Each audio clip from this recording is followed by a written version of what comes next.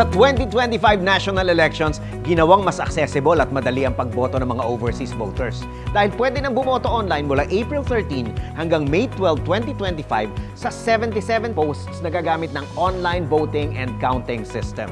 Alamin natin ang proseso para maging maayos ang pagboto ninyo.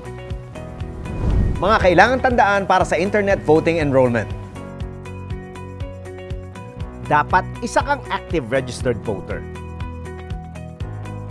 Siguraduhin makapag-enroll sa enrollment period simula March 20. Maaaring gumamit ng mobile phone, tablet, or personal computer para mag-enroll at bumoto saan man sa mundo. Bago magsimula, ihanda ang inyong valid ID.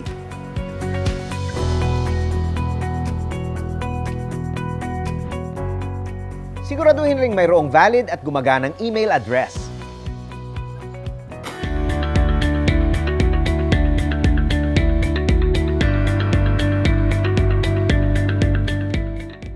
Una, pumunta sa OVCS portal gamit ang link na natanggap matapos magparehistro bilang overseas voter.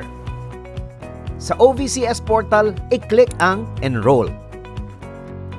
Pangalawa, ibigay ang mga kailangang personal information sa Internet Voting Enrollment Form. Kailangan din gumawa ng password na ayon sa complexity requirements. Siguraduhin secure at maaalala ang password.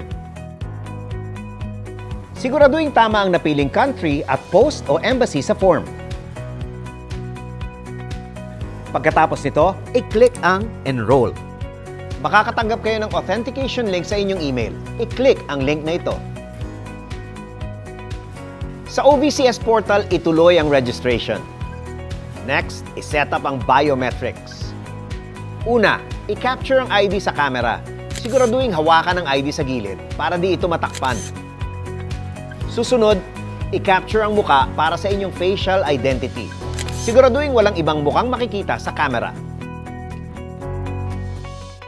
Habang ginagawa ang mga ito, siguraduhin ding nasa maliwanag na lugar para makapture maigi ang inyong ID at mukha. Huli, kumpirmahin ang mga impormasyon na nascan ng system. Kung tama, i-click ang Continue. Enrollment is complete.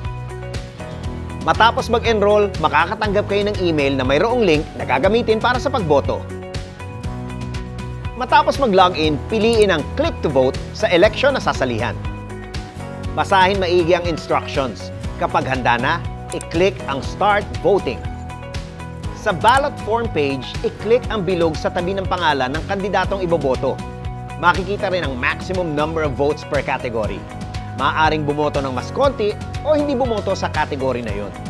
Matapos makumpleto ito, i-click ang Next. I-review maigi ang balota. Kung kinakailangan, maaaring bumalik at i-edit ang balota.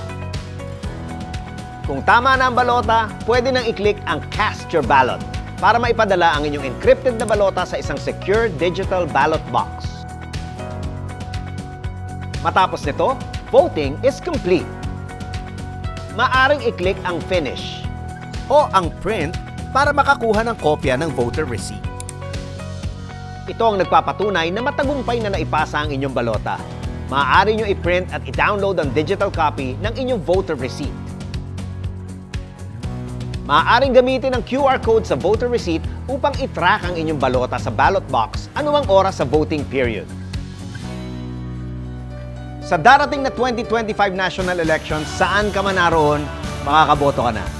Huwag palampasin ang pagkakataon. Bawat boto ay mahalaga.